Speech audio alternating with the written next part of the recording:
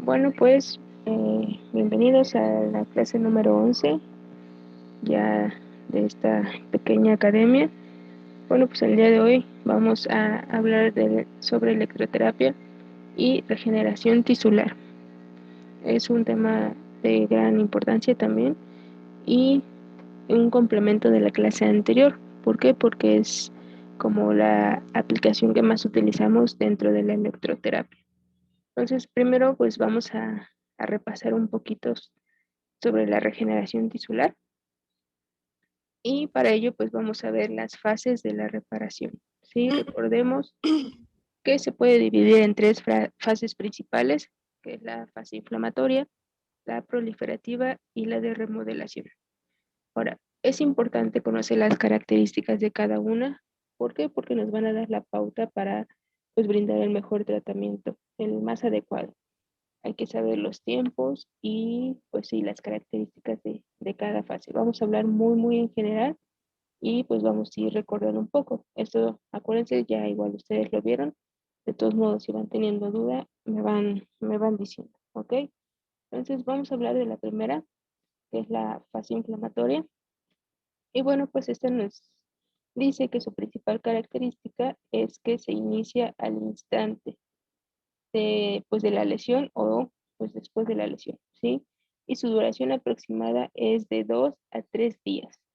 Aquí el objetivo principal va a ser eliminar todas las sustancias nocivas y limpiar los tejidos dañados, así como también detener la hemorragia y preparar la zona para la reconstrucción y reparación de la lesión. Entonces, si un paciente nos llega, no sé, por ejemplo, que se esguinzó el pie, tenemos que tener en cuenta que se encuentra dentro de la fase inflamatoria.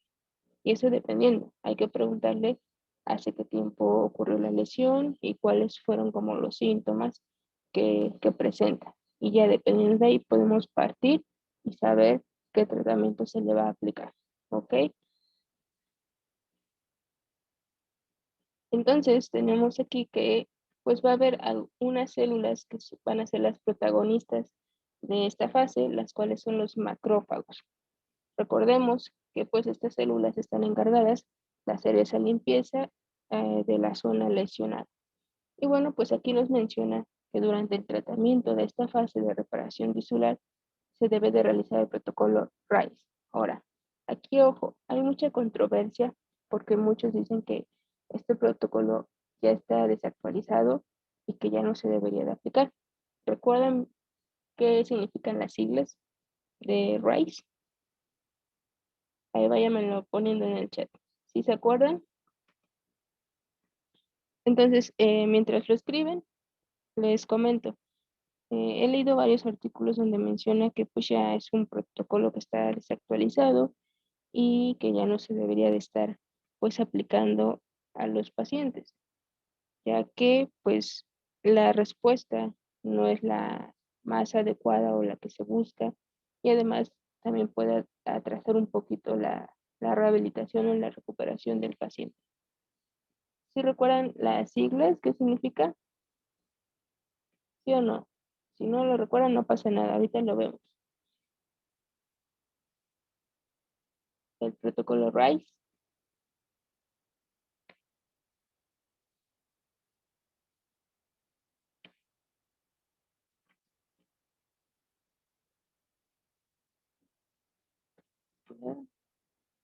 Bueno, entonces, pues aquí tenemos como la evolución. El protocolo RICE se aplicaba anteriormente en lesiones agudas y sus siglas es descanso, hielo, compresión y elevación, ¿no? Eso es lo que muchos médicos, ortopedistas, médicos generales e incluso fisioterapeutas mandaban a los pacientes, que hicieran un descanso, que se aplicaran hielo, y hicieran compresión en la lesión y que la mantuvieran elevada. Entonces, ya está desactualizado, les repito. De ahí posteriormente, pues crearon o se modificó a el protocolo PRICE, ¿no? Este aquí lo tacho, este ya no. Entonces, el PRICE, sus siglas significan protección, descanso, hielo, compresión y elevación. Si se dan cuenta, solo se agregó este paso, protección, ¿no? Cualquier tipo de lesión era importante protegerla para evitar a lo mejor algún cuadro de infección. Y bueno, pues eso anteriormente también creían que era lo correcto. Actualmente este protocolo también ya está desactualizado. Y el que ahora se debe de utilizar es el POLIS, que por sus siglas significa protección, una carga óptima, hielo, compresión y elevación. Esto de carga óptima significa que pues el paciente no debe ya de mantenerse en descanso o en reposo. Esto ya es lo que se debe de suprimir. Y a lo mejor comenzar con movilizaciones pasivas o buscar algún otro tipo de tratamiento que no mantenga al paciente en constante reposo, sin importar el tipo de lesión con el que cuente, ¿no? Entonces, si se van fijando, se fueron sumando elementos, pero pues aquí lo que nos debe interesar a nosotros como fisioterapeutas es que el reposo ya no es una opción. Sí, no sé, si a lo mejor en Facebook o eso han visto memes que luego ponen que el ortopedista manda reposo de 2 meses y pues el fisioterapeuta debe de estar totalmente en contra de eso. Sí, cualquier tipo de lesión siempre se debe de buscar pues la activación funcional y el movimiento. Recordemos que pues el movimiento es nuestra principal herramienta y pues debemos de motivar a nuestros pacientes a que poco a poco, en medida de sus capacidades, lo puedan ir haciendo constantemente para que pues, la rehabilitación sea la más correcta. Entonces, este protocolo, el POLIS, se debe de realizar principalmente en la fase inflamatoria, que recordemos que pues, es la primera o después de la lesión, ¿sí? Entonces, este debería basarse al tratamiento y pues lo tenemos que tener en cuenta. Entonces, recordemos, RICE y PRICE ya están desactualizados, ya no se deben de ocupar y debemos implementar el protocolo POLIS. ¿Ok? ¿Alguna duda? ¿Alguna duda en este punto? ¿O todo bien? ¿Continuamos? Ahora, ok, entonces, también porque es importante, pues, manejar este protocolo de POLIS. Como bien sabemos, la fase inflamatoria, pues, va a ser la eliminación de sustancias nocivas que se encuentren en la lesión. Y si nosotros, aquí estará como un argumento muy importante, si nosotros comenzamos a tener la carga óptica y el movimiento correcto, pues también ayudamos a que esas células, por así decirlo de una manera coloquial, pues se muevan y funcionen de la manera correcta. ¿Sí? ¿Por qué? Porque estando en reposo, pues a lo mejor a los macrófagos le puede costar un poco de más trabajo llegar a la zona de lesión y tratar de reparar pues el tejido que esté dañado. Entonces ahí está el por qué comenzar con movimiento en medida de lo que pueda realizar nuestro paciente. ¿Sale? Entonces la siguiente fase es la fase proliferativa. ¿Ok? Entonces recordemos que aquí ya va a comenzar a culminar la fase inflamatoria y esta es aproximadamente al cuarto día después de que se produjo la lesión y suele durar aproximadamente 3 semanas, ¿sí? Entonces es importante que vayan también diferenciando y recordando los tiempos de todas estas fases de la regeneración tisular, repito, para que sepan qué tratamiento aplicarle a su paciente. Entonces, después de 3 semanas, ya, pues por así decirlo, se va a ir terminando la fase proliferativa. Entonces, en esta fase, pues va a ocurrir la migración de fibroblastos a la zona donde se va a formar un nuevo tejido, principalmente de colágeno. Y bueno, junto con un proceso de angiogénesis, que recordemos que es como pues, la llegada de sangre a la zona de la lesión, lo cual va a aportar oxígeno y nutrientes necesarios para el proceso de reparación y de reconstrucción de los tejidos dañados. ¿Ok? Entonces, esta fase es de suma importancia. ¿Por qué? Porque debe de existir una buena circulación para obtener todos esos nutrientes y ese oxígeno necesario para que los tejidos se recuperen de la mejor forma. Ahora, ¿nosotros cómo podemos ayudar en esta fase? Bueno, pues durante el tratamiento de fisioterapia, aquí uno de nuestros principales objetivos debe de ser evitar la fibrosis a toda costa, ya que si dejamos que la fibrosis exista en el tejido, pues sabemos que va a costar mayor trabajo por recuperar el movimiento, que incluso puede llegar a haber dolor. Entonces, ¿cómo se evita la fibrosis? Con movilización, ¿sí? Ya sea pasivas o activo-asistidas, para pues ir destruyendo este tejido que no debe de existir. Además, debemos evitar la pérdida de la condición física, un punto también muy importante. Si nosotros le mandamos a nuestro paciente reposo y aparte pues era un paciente sedentario, vamos a favorecer esa falta de condición física. Ahora, en cambio, pongamos otro ejemplo, si tienen a un paciente deportivo y le mandan reposo, obviamente su condición física va a disminuir. Entonces, el objetivo principal de un fisioterapeuta debe de ser mantener o incrementar la condición física. Eso ya lo vimos también un poquito en la dosificación del ejercicio, que depende del tipo de paciente que tengamos, pero siempre vamos a ir pues encaminando el ejercicio a tener una mejor calidad de vida, mejorar su condición física y su capacidad o tolerancia cardiorrespiratoria. Entonces, este punto pues se ve en esta fase proliferativa. Y bueno, ahora también el siguiente es prescribir la actividad física, ya sea en bicicleta estática, en elíptica, en piscina o en cualquier otro tipo de ejercicio que nosotros queramos enfocarlo. Recordemos que puede ser aeróbico o anaeróbico, dependiendo de los objetivos que vamos a alcanzar. Y bueno, la prescripción del ejercicio es dosificarlo correctamente con todos los factores que ya también vimos las clases anteriores. El siguiente punto, pues, es realizar ejercicios progresando de isométricos a concéntricos y excéntricos.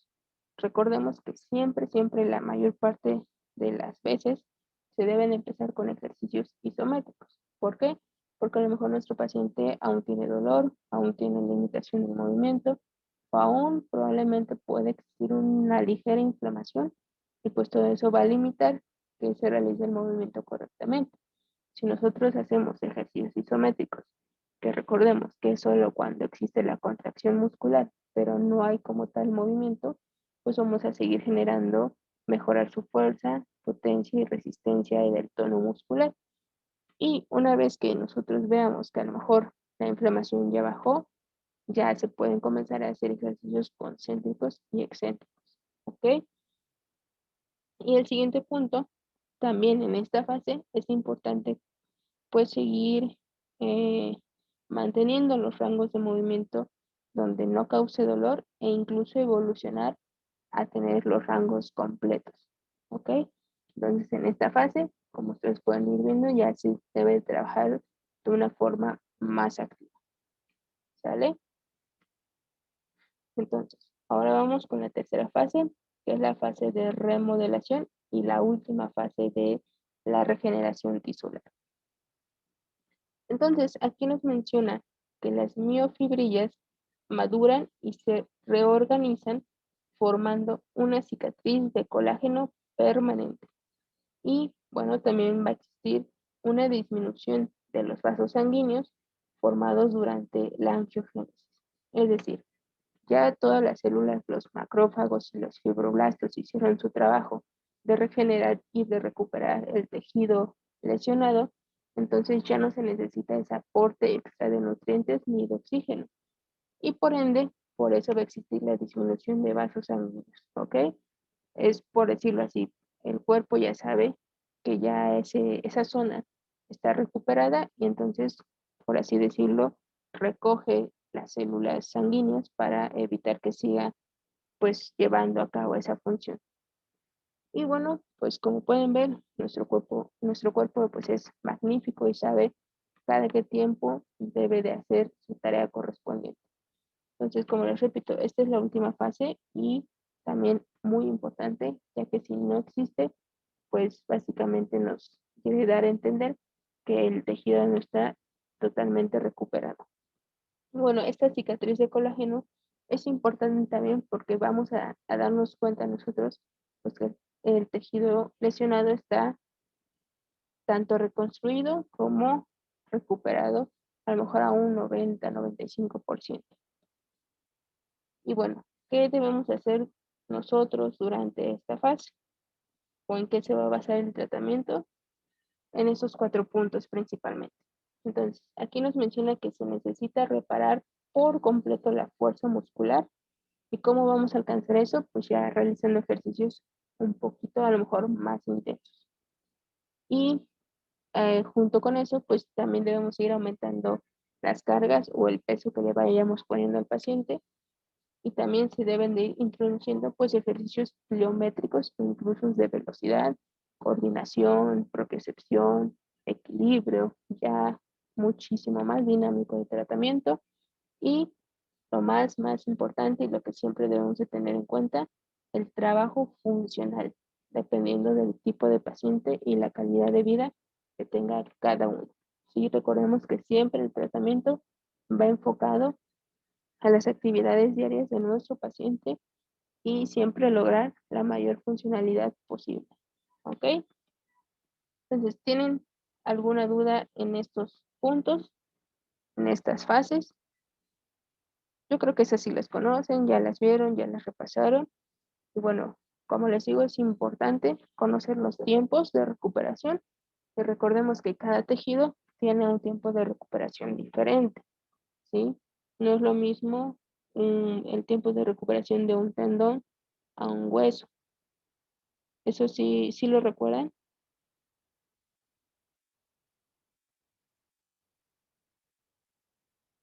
¿sí o no? Vamos, vamos, no pasa nada si no lo recuerdan.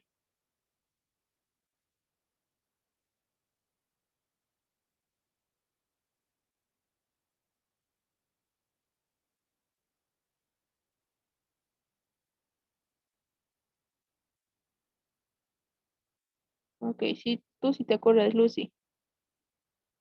Bien, entonces, ¿dudas?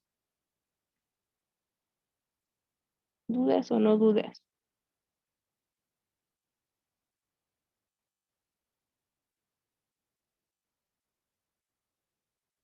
Todo bien, ok. Por ponerles un ejemplo, ¿no?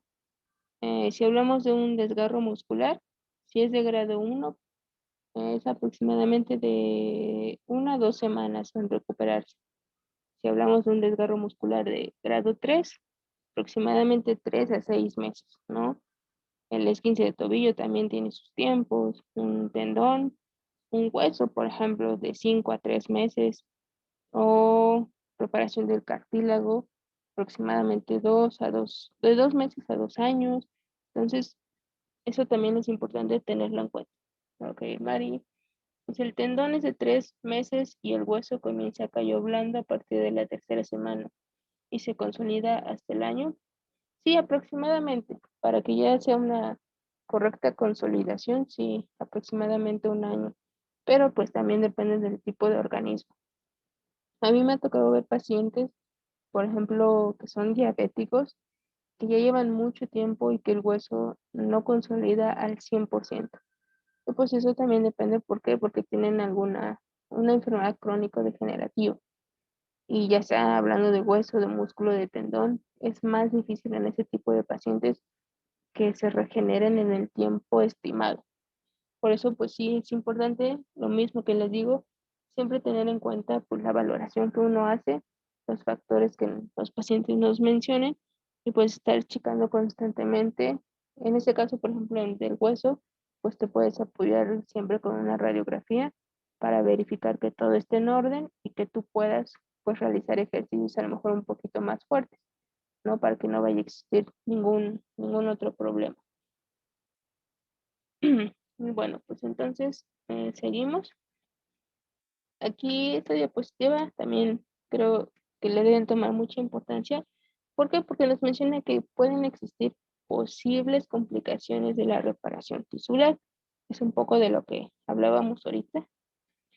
Y bueno, cuando el proceso de la reparación tisular no se produce de una manera correcta, lo más común de encontrar son los siguientes puntos. Puede ser que exista una cicatriz rígida o de otra forma llamada como cicatriz queloide, ¿no? Que son esas cicatrices que no quedan ni estéticamente bien y también funcionalmente. ¿Por qué? Porque pueden llegar a limitar incluso un poco de movimiento. Recordemos que una cicatriz pues debe de ser movible, debe de estar lo más plana posible y de una buena coloración. Si vamos viendo que nuestro paciente comienza a tener complicaciones, hay que volver a checar, volver a revisar qué es lo que estamos haciendo, qué es lo que estamos aplicando y los factores que pueda tener nuestro paciente. Otro punto es que puede haber mayor tensión y mayor dolor, ¿sí? Ya sea que puede existir algún tipo de infección o que aún los tejidos pues no estén recuperándose al 100%. Y pues bueno, pues sabemos que el dolor siempre va a ser el principal síntoma. También puede existir miositis osificante. ¿Saben qué es eso? Miositis osificante.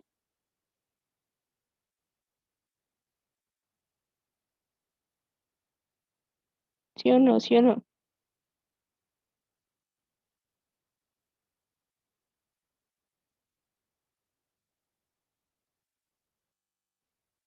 ¿Se acuerdan o no se acuerdan? Miositis osificante, muy común en las fracturas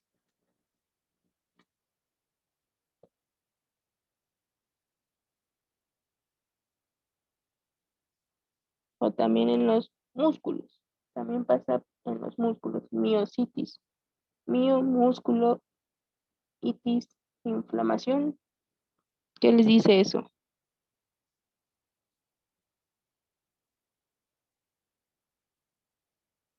Cuando no hay una buena absorción de calcio en el hueso y se acumula en el músculo. Sí, correctamente. Entonces también puede ser una complicación de la regeneración tisular y también hay que estarlo checando constantemente. ¿Cómo lo podemos pues observar? Mediante una ecografía. Principalmente ahí se puede pues observar mejor. Pero pues también el principal síntoma puede ser el dolor. Y bueno, pues aquí nos menciona que este tipo de complicación se da principalmente en lesiones que se producen por impacto, principalmente en deportistas, ¿no? Pero pues recordemos que en cualquier persona puede aparecer. ¿Por qué? Porque los organismos son muy diferentes y reaccionan de manera muy diferente. Entonces siempre hay que estar en constante chequeo de qué es lo que le está pasando a nuestro paciente, cómo va, qué siente y pues estar constantemente revalorando para pues irnos dando cuenta que nuestro tratamiento sea adecuadamente. Pero bueno, ¿cómo ayuda la electroterapia en la regeneración tisular? Muy probablemente ya lo hayan escuchado, ya hayan hablado, pero aquí vamos a dar un pequeño repaso, ¿vale? Bueno, pues nos menciona que la electroterapia tiene múltiples este, objetivos o beneficios para ayudar a la regeneración tisular. Uno de ellos es que pues, se va a producir un estímulo circulatorio, lo que va a hacer que lleguen más nutrientes y más oxígeno. ¿Para qué? Pues para poder reparar el tejido de una manera correcta y mucho más rápida. Además, se va a estimular la circulación venosa de retorno y esto pues va a facilitar el drenaje de sustancias de desecho acumuladas en el intersticio, ¿ok? Entonces, ambos elementos son indispensables para el control del proceso inflamatorio patológico y el control de edema principalmente. ¿Por qué? Porque como vamos a activar la circulación, vamos a ayudar a que esas células, principalmente los macrófagos y los fibroblastos, lleguen más rápidos a la zona y pues aporten esos nutrientes y ese oxígeno que necesita la lesión para recuperarse. Y esto de aquí de la circulación venosa de retorno, su principal función es retirar o eliminar esas sustancias que están pues dañando el tejido, ¿no? Es esto que dice acá, las sustancias de desecho. Entonces, con la electroterapia nosotros ayudamos a que esos procesos sean más rápidos y pues que la recuperación sea más eficaz. Entonces, asociado al fenómeno de circulatorio, pues se va a producir algunas respuestas.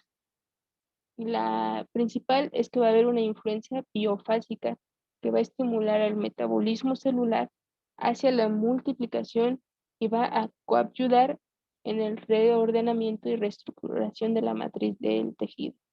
¿Qué quiere decir? Lo que les decía, estimulamos el metabolismo celular a que sea más rápido, más funcional. ¿Para qué? Para que las células nuevas se puedan reorganizar de una manera más rápida y mejor. Entonces, este dibujito me gustó mucho, creo que lo representa muy gráficamente y por poner un ejemplo, la escalera, podemos nosotros imaginarnos que va a ser la electroterapia, ¿no? Ya que se aplica pues, directamente bueno, en la piel, pero va a estimular a los tejidos y su función va a ser eso, que las células comiencen a trabajar de una manera más rápida. ¿Para qué? Para que exista esta reparación en los tejidos. ¿Ok? Entonces, esa es la influencia biofísica, a eso se refiere, a que el metabolismo celular sea más rápido y se multipliquen esas células para que exista la regeneración y la reparación del tejido. Entonces, aquí tenemos un ejemplo, creo que el más común o el que más hemos escuchado, sobre la estimulación para el manejo de úlceras, ¿sí? Entonces, esto se da mediante el paso de corriente a través de los electrodos de superficie. Sabemos que la corriente va a estimular los procesos bioeléctricos endógenos, causando una reacción inflamatoria con migración de células fagocíticas y reparadoras. ¿Qué quiere decir esto? Bueno, la estimulación eléctrica para el manejo de las úlceras incluye el paso de la corriente, pues a través de los electrodos donde nosotros vamos a aplicarlo, como podemos ver aquí en la imagen, y bueno, pues esto va a causar una reacción inflamatoria aguda, por así decirlo, y el resultado va a ser que van a migrar células nuevas, células principalmente fagocíticas. ¿Para qué? Pues para poder regenerar el tejido más rápido. Y bueno, en este sentido, pues es importante recordar que la superficie de la piel es electronegativa, mientras que las capas profundas de la piel son electropositivas. ¿Y de qué nos sirve saber esto? Bueno, sabemos que el fondo de una úlcera posee predominio de cargas positivas, mientras se acumulan cargas negativas en los bordes. Entonces, todo esto de las cargas positivas y negativas tenemos que tenerlo en cuenta. ¿Por qué? Porque vamos a saber nosotros dosificar y colocar correctamente los electrodos para que la corriente viaje de manera correcta y pueda, pues, regenerar el tejido dañado. Principalmente, yo sé que en este tipo de úlceras, la corriente que se ocupa es la microcorriente. Y pues sí, sí ayuda y sí se han visto resultados positivos. También hay algunos artículos que mencionan que el TENS puede ayudar también en el manejo de las úlceras. Pero pues eso se tendría que checar más a fondo porque no hay como tanta bibliografía que lo respalde. Pero eso pues yo creo que lo vamos a ir tocando más a fondo en la clase de corriente de TENS, que vamos a hablar de todos los beneficios y las indicaciones y las dosificaciones. Entonces, bueno, con la electroterapia se logra atraer cargas positivas o negativas y por ende las células van a ir hacia la úlcera, hacia el tejido que está dañado. Y bueno, con los parámetros adecuados se van a estimular el desbridamiento, la autolisis, la granulación y la repitelación de los tejidos, ¿ok? Y se va a utilizar principalmente en células por presión en estadio 3 y 4, siendo útiles también para casos de grado 2 y pues se puede combinar con un tratamiento convencional. Recordemos que en las úlceras también hay grados y pues es importante saber cuándo aplicarlas y cómo aplicarlas. Y bueno, para acabar como en este tema de úlceras crónicas, también se puede utilizar la electroterapia. Sus beneficios es que va a tener efectos antimicrobianos, es decir, no se va a contaminar tan fácilmente el área, además de que va a existir una estimulación constante de la circulación. ¿Para qué? Para lo que ya sabemos, hacer llegar todas esas células, esos nutrientes y ese oxígeno que necesita el tejido para recuperarse de una manera correcta. Además de que va a haber un incremento del ritmo de regeneración tisular, así como un incremento de la absorción tisular o de las células de desecho. Y bueno, pues el gran beneficio que tenemos es que es un método no invasivo y no tiene efectos adversos, ¿sale? Entonces la electroterapia en ese sentido puede ayudar a ese tipo de lesiones y bueno, si hablamos de otro tipo de lesiones que no sean úlceras, pues estos beneficios también se ven reflejados. Entonces, aquí les comparto una tabla de un artículo específicamente de úlceras, que fue probado en pacientes con diferentes tipos de corriente. Aquí, como podemos ver, estas son las referencias de donde se sacó el estudio, el tipo de corriente que utilizaron, los parámetros o la dosificación que utilizaron, y de este lado pues tenemos los resultados que se obtuvieron, ¿ok? Este artículo se los voy a pasar para que lo lean, está muy, muy interesante, tiene datos muy, muy, muy, muy correctos y muy buenos que también ustedes pueden ir aplicando con sus pacientes, ¿ok? Entonces podemos ver que utilizaron corrientes de alto voltaje, de tipo de corriente directa y alterna, de baja intensidad. En este lado tenemos las monofásicas pulsadas, las de alto voltaje directo, las de alto voltaje monofásicas y monofásicas pulsadas. ¿Ok? Entonces, para que lo entiendan completamente a esta tabla, primero, antes que nada, deben de leer el artículo. Pero por tomar un ejemplo así rápido, estas de alto voltaje utilizan una intensidad de 50 a 10 voltios con una frecuencia de 20 minutos y dosificando a 100 Hz, bueno, pues el resultado que se obtuvo es que hubo una disminución del 70% del tamaño de las heridas en comparación con el grupo control, en el cual solo fue el 40%. Ok, aquí nos están hablando de porcentajes. Un 70% del tamaño de la herida. Eso es muchísimo, ¿no? Y si eso lo podemos lograr simplemente con la corriente, imagínense que no podemos lograr con otras técnicas dentro de nuestra terapia o de nuestro tratamiento, ¿sí? Esto es por ende que es importante saber dosificar la corriente que apliquemos a nuestro paciente. ¿Por qué? Porque vamos a obtener los resultados que estamos buscando. Y de eso se van a ir tratando las demás clases, en donde vamos a hablar ya específicamente de una corriente, que es sus beneficios, sus efectos fisiológicos, indicaciones, contraindicaciones y cómo dosificar, porque recordemos que todas las corrientes tienen su fórmula para poder dosificar y saber cuántos hertz, cuántos voltios, cuántos microsegundos, cuánto tiempo y dónde aplicar ese tipo de corriente, ¿ok?